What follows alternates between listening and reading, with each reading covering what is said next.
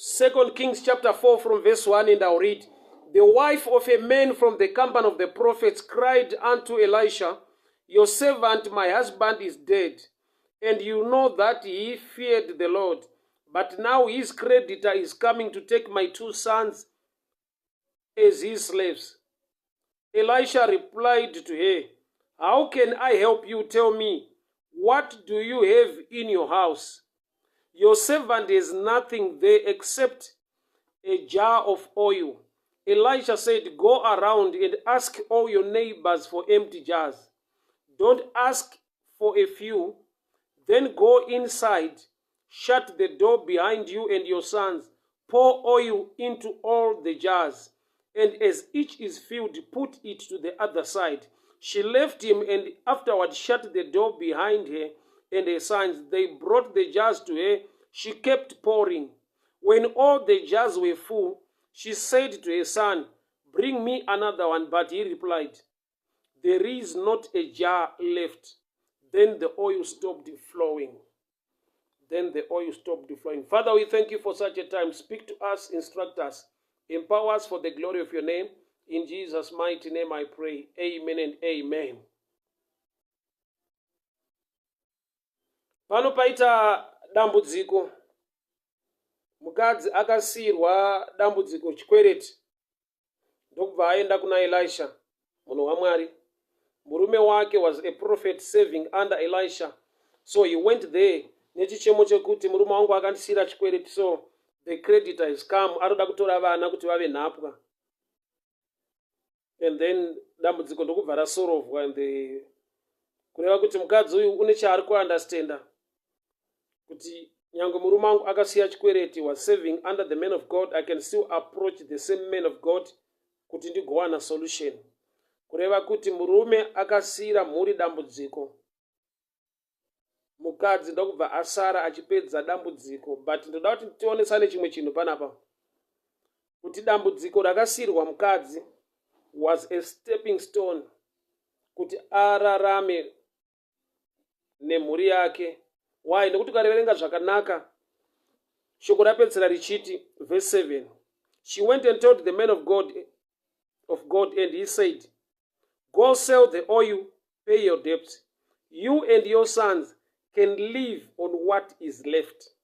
You and your sons can live on what is left. So that kurarama kwemukadzi uyu nevana vake kwanga kwakavigwa pazvinenge zvasara kana atengesa mafuta. Zvoreva kuti kurarama kwake kwanga kwakavigwa mudambudziko raakasirwa, but iye akarihendla, akaritora sedambudziko. Yet it was a way out. Iri kumupa a way to live. Ekuri akararamiro kaanogona kuita iye nevana vake. Akasara akurarama nekuda kwemafuta. But kuti mafuta ave mumba kwakatanga kwaapproachwa iye nemunhu wechikwereti. Zvoreva kuti murume paakasiya dambudziko, anga asiya favor or a stepping stone yekuti upenyu hwemukadzi huvandudzike iye nevana vake. But iye at first wakaenda achinoloncha a complaint kuti munhu waMwari, murume wangu waitya Mwari zvikuru, but wakandisiyira chikwereti. Yet chikwereti chaakasirwa chiri kumutsa imwe favor iri mukati memba yake yaanofanirwa kudiscover. Mafuta ari mumba make. Okay, let me preach it this way. So mukadzi wakaenda kuna Elisha, murume wangu waitya Mwari zvikuru, but ona yakandisiyira chikwereti. Elisha ndokubva muti, iwewe manje chienda unokumbira zvitini. Go and borrow vessels, not few. Don't ask for a few. Enda unokumbira zvitini zvakawanda musociety kana mucommunity yaunogara. Go around and ask all your neighbors for empty jars.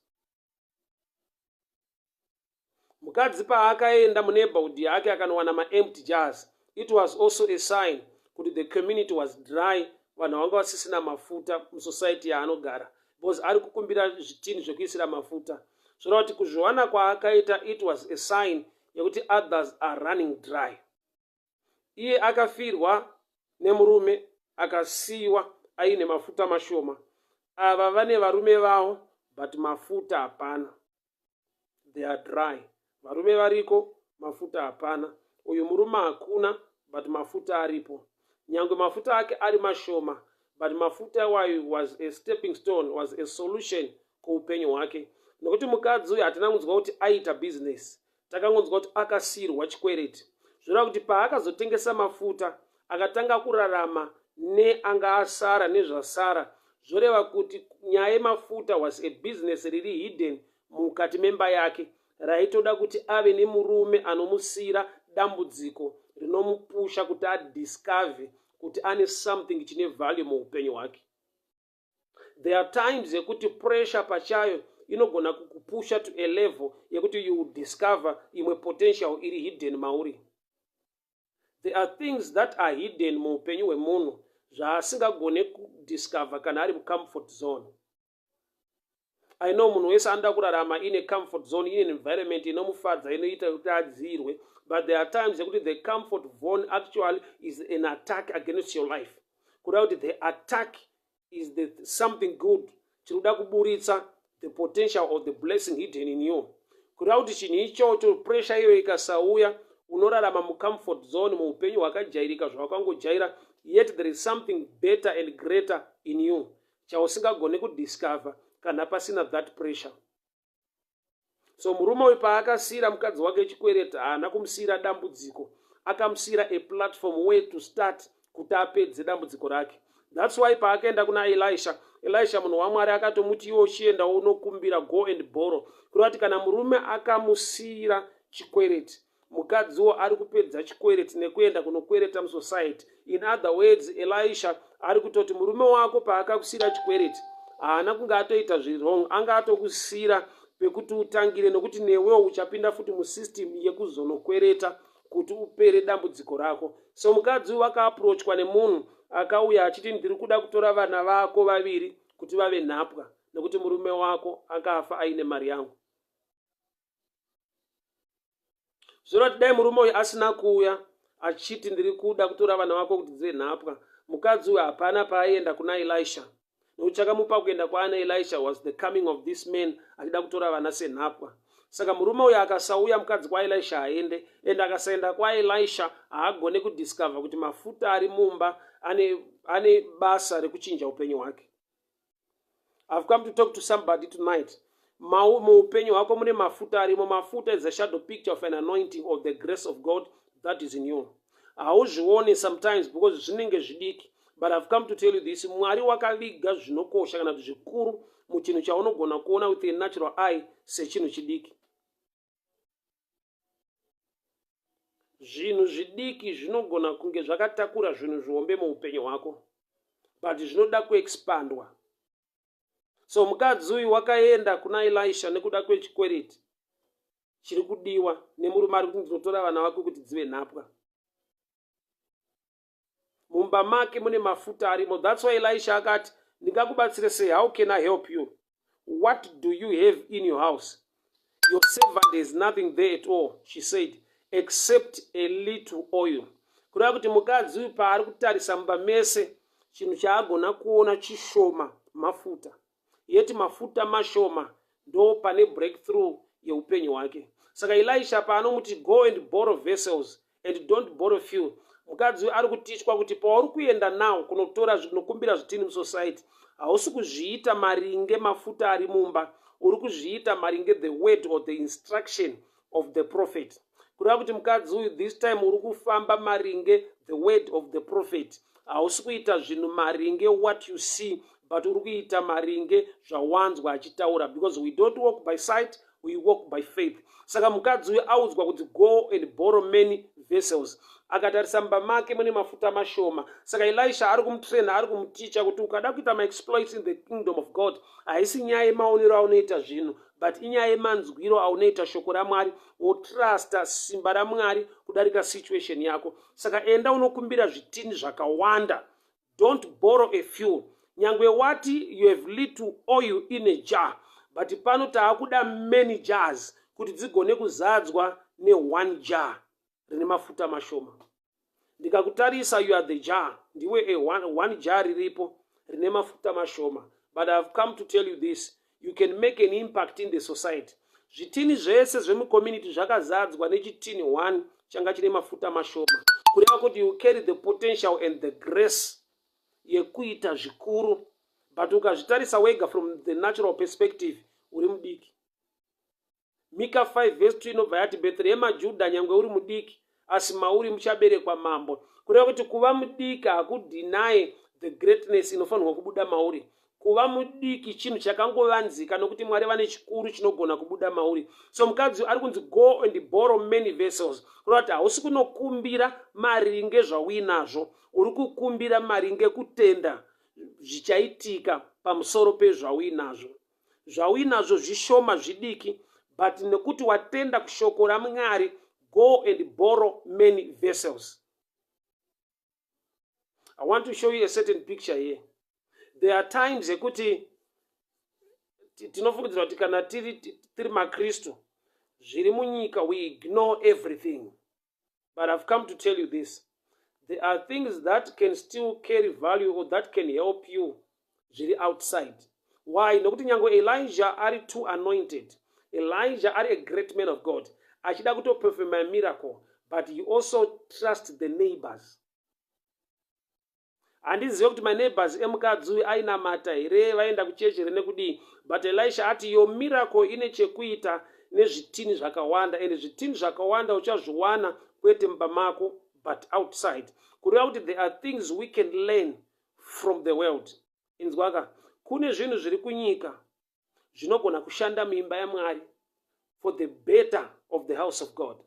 For example, like technology as I'm preaching now. It's a system yakadevelopwa nevanhu vane kufungawo kwakarongeka kuti kuve na Facebook and Instagram and whatsoever. So this system is like an empty jar. Ijar risina mafuta kuzodza nenyasha dzaMwari dziri kuno. But kuti dzigone kumwararira dziwande, we need to borrow an empty jar from the neighbors. And one of the jars in our times is more like Facebook. Chimwe chitini chiri empty kana tiskasaisa zvaMwari, but kana tachiita bhoro tikadurura shoko raMwari, Facebook inogona kutova active and we can touch many lives. Go and borrow vessels from the neighbors, from your community.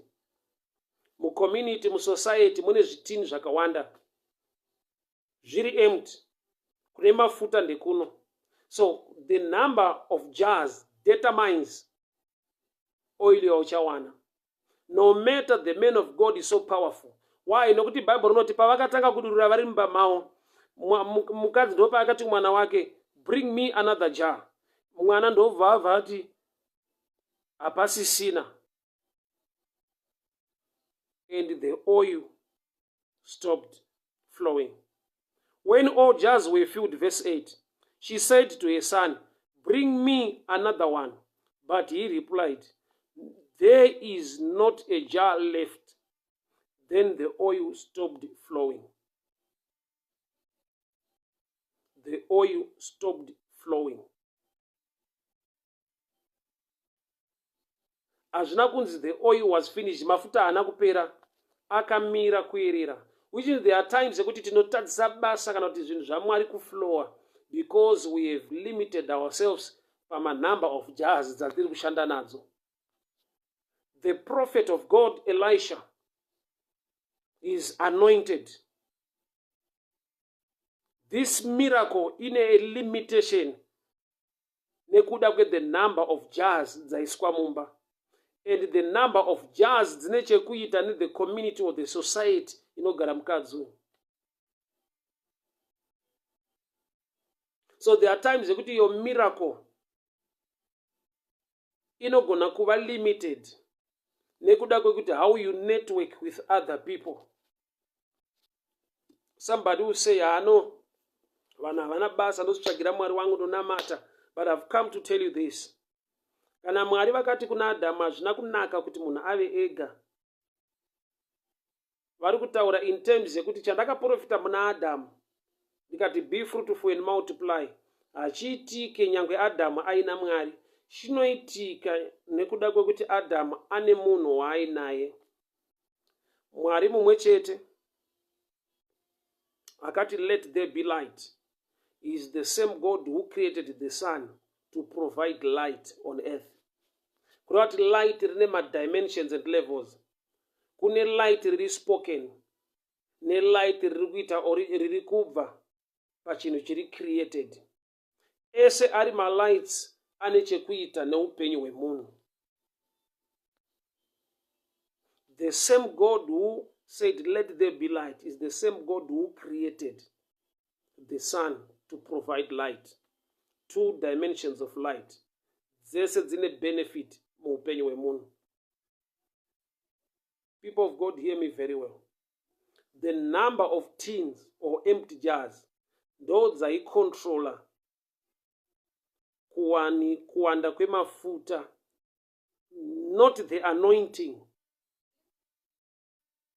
not the power upon the men of God, but the number of tins or jars dzakanotorwa. That's why Bible wrote the oil stopped flowing. Arina kuti the oil was finished. Oil yanga ine potential yekuramba ichingodururwa. Dai zvitini zvakaramba zviri available. Saka uizive kuti go and borrow vessels from your neighbor. Neighbor haisingori imba chete. Neighbor inhau yemunhu. Ende munhu kuti ave neighbor yako haisi nyaya yekuti ari close. Let me go deeper this way. Inhau yekuti you relate so well. Munowirirana zvakanaka. Why? Because there are some people wekuti even uchida an empty jar, uchingoda an empty jar haakupe. Even riri empty haakupe because hamutaure mese kana kuti you are not in good books. So statement yekuti go and borrow your vessels from your neighbors, zviri kungonzi the way you relate in the society determines oil yauchawana mumba mako, because zvitini uchazvipiwa nema-neighbors. And vanhu kuti ma-neighbors vanhu vaunotaura nawo ende uchirelata nawo, kureva kuti your relationship nevamwe in the society can limit the blessing inofanirwa kuflowa muupenyu hwako. Kana mukadzi amboblema kuti murume akandisiyira chikwereti, but pamafuta kuwanda kwawo zvine chekuita neunhu nekarekta yemukadzi musociety, nokuti vari kunzi ma-neighbors vanhu vaunorelata nekutaura nawo. So in other words, mukadzi kana murume akakusiyira chikwereti, iwo futi unogona kulimita the breakthrough and your miracle, the amount yeoil yauchawana mumba mako nekuda kwekuti unotaura nani musociety. Do you know kuti kune zvinhu zvisina basa zvaunogona kunyimwa nevanhu nekuda kwekuti unoswera uchitaurawo futi zvisina basa? There are times yekuti zvauri kuda vanhu vanazvo ende vari ready kupa munhu but havape iwewe chete. Can I shock you? Can I tell you this? Do you know tine vanhu vese vatinoti ninga akaomera ninga haape. In actual fact hakuna munhu akaomera but kune vanhu vasingade kupa iwewe. Zvokuti ukatobvunza mwana unotonzwa chiti ninga haanopa uyo akandipa zvakati. Ningi is not a good person. Asi good kwauri but ari good kuna somebody. So mama statement tinoita override tichingojaja. Why? Because teti kana asina kuzviita kwandiri haaiti. So mukadzi uyu paanzi go and borrow vessels from your neighbors, inyaya relationship yake nevamwe iri controla mafuta aachawana mumba make.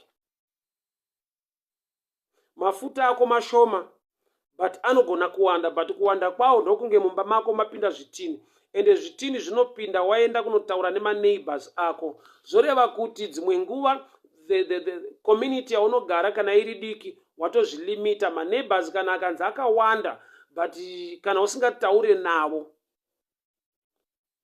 your network is very small. Network yako kana iri diki, relationship nevanhu musociety kana iri diki, inogona kulimita zvimwe zvinhu zvida kuitwa naMwari muupenyu. There are times yekuti unonzwa munhu achitaura kuti no, Mwari unotuma vatumwa muupenyu, he can send angels to do things in your life.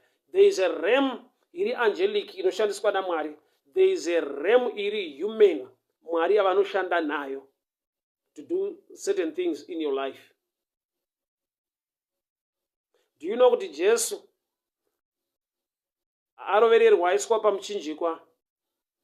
Kune murume akauya anonzi Joseph weArimathea akatora the body of Jesus akanoisa muguva rake.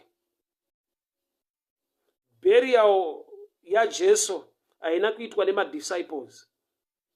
Vese vari 12 hakuna akauya kunze kwaJoseph weArimathea, ndiye akakumbira the body of Christ akaribvisa pacross akanoisa muguva rake. As much as we celebrate resurrection, let's look per burial. Haana kunge avigwa nechurch, haana kunge avigwa nemadisciples, but another man called Joseph of Arimathea. Kureva kuti Jesu anga aine a network iri so broad zvokuti even my disciples akana asina maresources ari limited, but his network was so broad to a level yekuti somebody would offer his grave, somebody would take him from the cross. So kune zvinhu muupenyu zvekuti no matter the anointing is there and the prayers are so powerful, but guess what? The oil stopped flowing. Yet the oil riri kuflowa nesimba re-anointing, but anointing iri controlled, iri limited ne the number of jars. And majars ari kubva kuma neighbors. And chiri kunzi neighbor icharacter yako musociety inokupa the people to trust and help you. Handizivi kana ndichinzwika ipapa.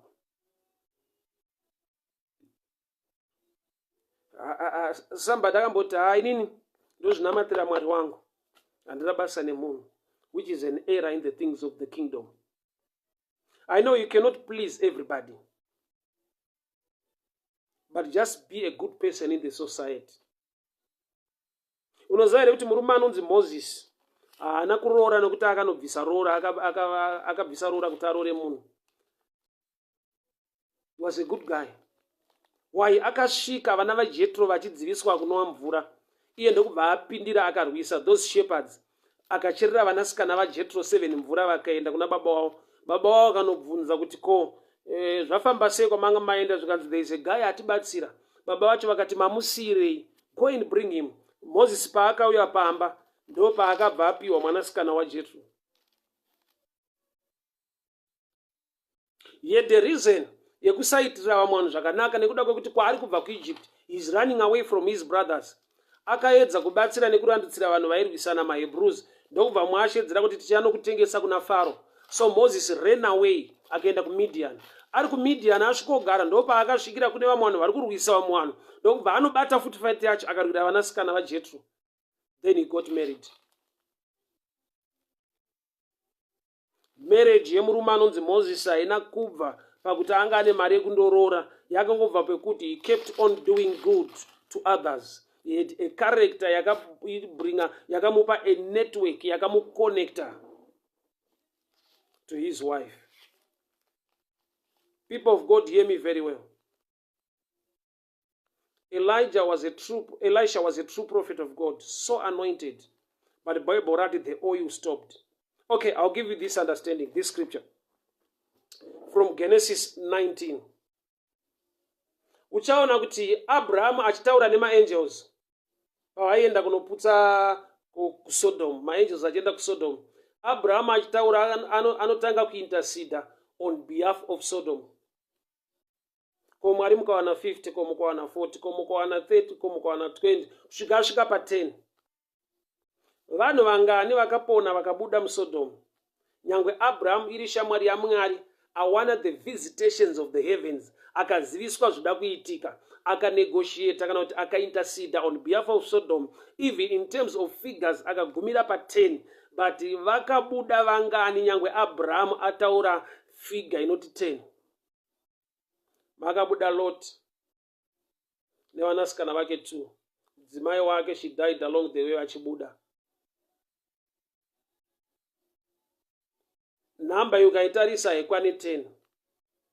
But check the prayer yeshamwari yaMwari, check the prayer ye the prophet of God, anovhisitirwa nedenga, asina secret nomujamba, akatoudzwa nedenga kuti tiri kuenda kunodhila neSodom. Iye akatanga kuinterceda, akapinda muprayer ine chekuita nemafigures nemanumbers, but number yakamentionwa naAbraham haisiriyo yakabuda.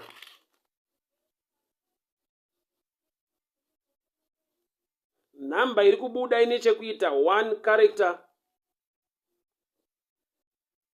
2 obedience. Nokuti mai Lot chaivo vari mufamily yakabuda, but ivo havana kubudirira kubuda kunosvika mberi nevamwe. Why? Nokuti along the way vakacheuka. Mudzimai waLot akacheuka akasara, but ari mumba makasvikira vatumwa. Kurati even mumba mukasvikira vatumwa, obedience yako it's a demand yaunofanirwa kuva nayo. So Abraham akaita prayer, akaintercede.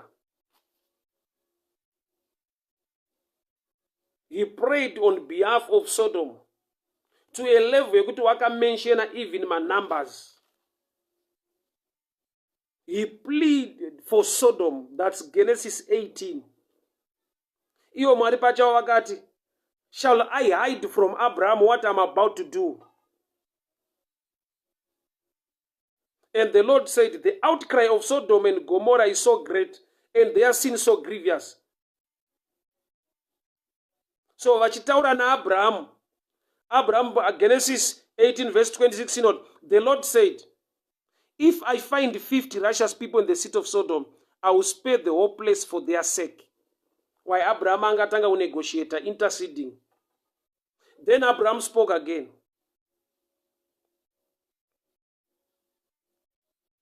What if the number of the righteous is 5 less than 50? Will you destroy? I will not destroy. Again he spoke. What if only 40? Abraham ndokubva asvika panoti 30. At 31 Abraham ndopa anosvika achinda kuti aiwa, what about 20? Mwari wakati, for the sake of 20 I will not destroy it. Abraham akasvika paanoti 10. Ari kuintercede, but prayer yake iri straightforward. Ari kumenshena mafigures. Atangira pa 50 akasvika pa 10. Yet nyangwa asvika pa 10 in the presence of God, achiintercede for Sodom, hamuna kubuda vanhu 10. As anointed as Abraham was, his prayer amention a figure kusvika pa 10. But ukanocheka at the end of the story, pari kubuda Lot nevanasikana vake 2. Mukadzi wake anofa along the way. Number yakaitirwa prayer i 10, but 10 havakwane. Why? Because 10 havasi kubuda because of prayer. 10 vangatobuda kana vaita meet the requirement ipi, a good character number 1, or they belong to the family ya Lot, akanotora maangels vakaenda kumba. Uri kuona kuti namai Lot vari mumba munoponwa masho zvavo hazvina kuita musha. So it's not belonging to the right church or to the type of church yaunonzwa kuti kana uri muno zvinoita, kana uri muno zvinoita. Zvinoita uri muno kana uchiita zvinotaura shoko muno. Remember Jesu ane nguva yaanoti, vakoma vangu nehanzvadzi dzangu ndo vari muno vanoita zvinotaura shoko raMwari kana kuti kuda kwaBaba. So at a level zvinosvika pakuti it's not the type of church you belong to, but iwe wacho nokuti iwe pachako isu tiri temberi yaJehovha.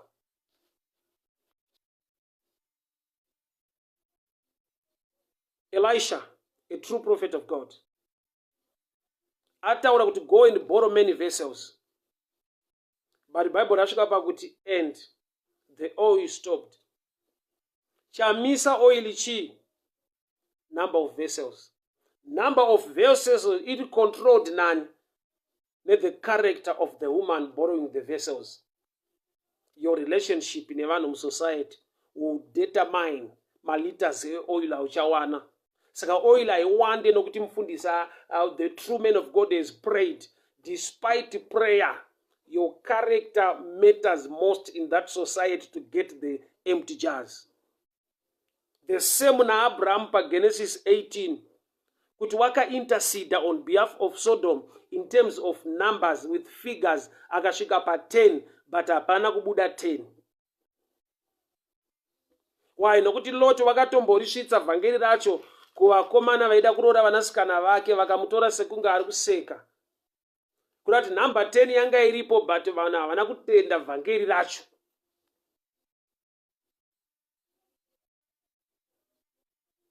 Havana kuzvitenda, so havana kubuda.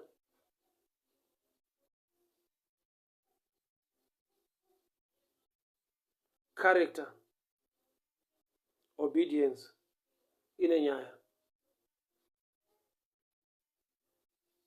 Character, obedience, zvine nyaya. Remember even Judas. was part of the team, but hati yake ne the love of money yaiva maari yakamukonzera kunofa. Iye akauya kuzofirwa naKristu. People of God, hear me very well. The prophet vadeclare kuti aiwa kumbira zvitini as many as possible. Handaitarisira kunzwa vhangeri rekuti zvitini zvapera. Aifanira kuwana zvakawandisa, but picture iri kuti mafuta haapere, mafuta anongomira. Chinoamisa zvitini hapana.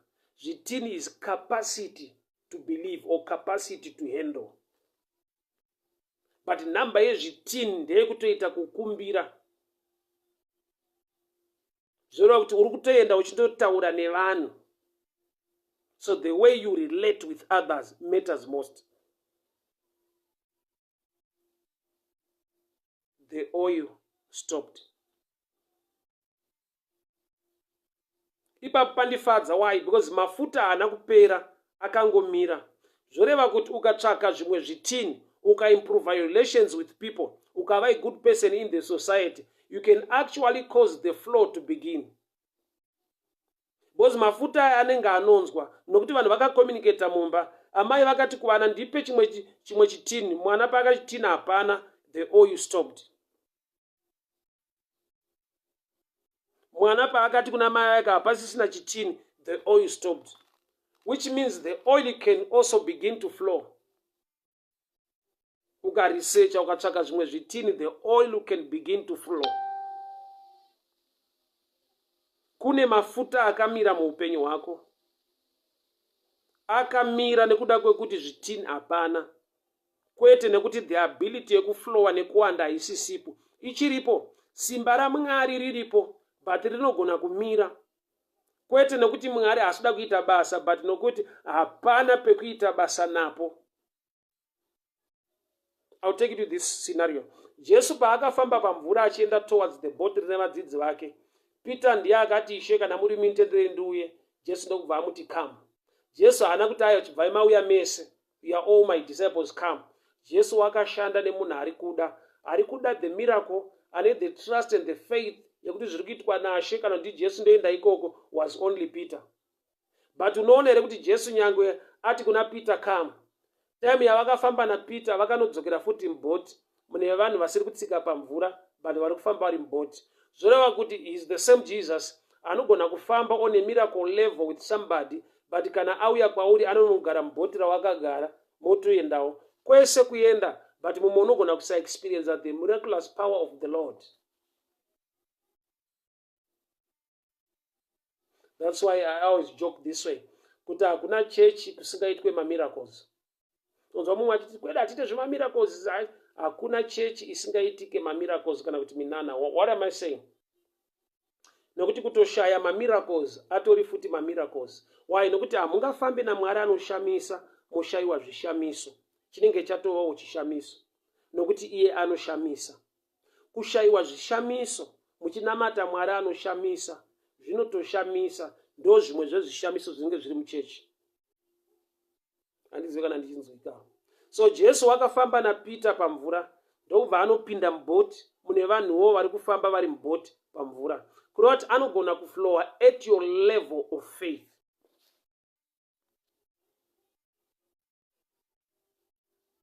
The oil stopped. Harina kuti the oil was finished. So which means ukaacquire zvimwe zvitini, ukatsvaka zvimwe zvitini, ukava ne good relationship nevamwe vanhu, vanokukandira chitini uri mumba imomo, mafuta akaerera futi. Aya mafuta haana tsika yekupera. Nyasha dzaMwari hadzipere, favor yaMwari haipere, but you can limit the flow of grace. Elisha haakupe chitini. Elisha haanamate kuti uwane zvitini. Elisha anonamata kuti mafuta aramba achiflowa, but chichamisa kuflowa kwemafuta zvitini, nokuti zvitini zviri controlled nerelationship yako musociety. Mumwe mutauri akambotaura achiti your network determines your net worth. Makata bosha labasata. Abraham prayed. He interceded for Sodom. Akasvika pakuti Mwari ko mukawana 10. Mwari wakati, well, prayer yako ndainzwa 10. But vatumwa vapinda muSodom. Namba inokwana kuita 10 haina kukwana. Kusvika vatumwa havana kuti aya taakungoisa vanhu panhamba because zvanamatirwa. Prayer haina kuva effective. Why prayer yakatoshayiswa ueffective hwayo nekuda kwecharacter nebelief yevanhu vari musociety yeSodom neGomora.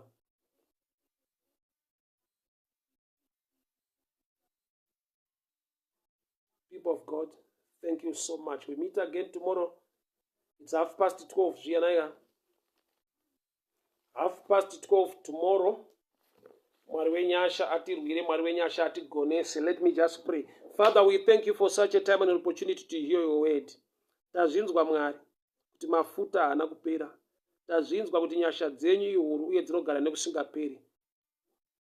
Ndanamata mutsvene wamasimba ose. Ndipewo the character, ndipewo the obedience, so that the oil can begin to flow again. In Jesus' mighty name I pray. Amen and amen. Amarega ntaure kwauri, mafuta haana kupera, asi kuti mafuta anogona kutanga kuyerera zvakare. I want you to believe this message. Let the oil continue to flow. Ngawe munamato wako manheru anhasi, Mwari ndiudzei zvekuita, ndive nezvitini, so that the oil will continue to flow. Let the oil continue to flow. Mafuta ngaachitanga kuyerera. Ndaakunotsvaga zvimwe zvitini. Ndaakunova necharacter inofadza Mwari. Ndaakuva nemindset inokonzera nokuti inzwaka. The oil, the financial oil yauri kuda. Mwari varoda kuti vakakublessa for you to become a blessing in the society. Kuda kuti when you think towards others, ukabvisa a selfish motive, I see the oil of financial breakthrough flowing. Oil yauri kuda ndiwe unoiziva, but yakablokwa newe. Saka chimwe chitini chaunofanirwa kutsvaka nhasi is your trust in the Lord. Is a heart towards others. Munamato wangu nemunamato wako manheru nhasi, Mwari mafuta ngaayerere. Chese chakamisa mari dzangu ngachiregedzeko zvino. Chese chakamisa the flow of the blessing towards my life, Mwari wenyasha ndiwanirewo nyasha.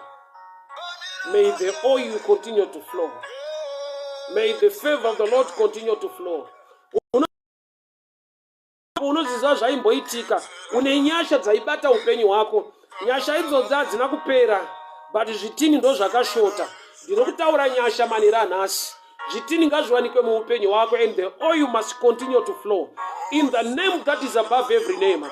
In the mighty name of Jesus. May the oil continue to flow. In Jesus' mighty name. Mafuta ngaerere, mafuta ngaerere. Favor ngailokete upenyu hwako. Chese chakabata chikamisa mafuta. Ndauya kuzokutaurira kuti mafuta haana kupera. Kune chakamisa mafuta. Handizive kupera kwezvitini here, kupera kwekutenda here, kupera kwerudo here. But I've come to challenge you. Let the oil begin to flow. Regedza mafuta achitanga kuyerera. Make an impact in the society. Mukadzi wakava a blessing to the society. Nokuti paakawana mafuta, guta rakatanga kuwanawo mafuta. Nokuti paakawana zvitini, it was a sign yekuti the community is dry. And you are an answer to community kwaunogara. You are an answer to society yaunogara. You are an answer to family yaunogara. Family yako iri dry. Business rako riri dry. Certain areas of your life are dry. And the little oil you have, dzinofanirwa kuflowa. But ngapawanike zvitini, capacity to believe. Ngapawanike zvitini, chimwe chitini chakashota muupenyu hwako is love. Hauna rudo, une bitterness wakatsondoroka muupenyu. But I want you to have love. Wanzwa nokuti ukava nerudo nevamwe, ndaona Mwari vachidurura a blessing, uchava a channel to bless somebody. Saka zvinongo zvitini zvako zvakashota. Sometimes chitini chakashota mauri irrespect. Sometimes chitini chakashota mayu it's honor. Sometimes chitini chakashota mauri is to work or to serve in the house of God. You know yourself very well. Kune zvinhu zvaimboflowa muupenyu hwako, kune zvinhu zvaitika muupenyu hwako, but nhasi una hakuna mafuta ari kuyerera. But I've come to tell you this, mafuta haana kupera. Bible rati the oil stopped. But ndinoziva kuti mafuta kana zvitini zviripo anokontinua kuflowa. May the oil continue to flow. You know the kind of a jar that is missing. Because if your jar of love is missing, love will not flow. Saka ndikuda kudena chinhu ichocho chakamisa mafuta muupenyu hwako. Mwari ngaakuratidze, improve on that area, whether in terms of your character, in terms of your belief. May the jars be available now, and I assure you the oil will continue to flow. In Jesus' mighty name I pray.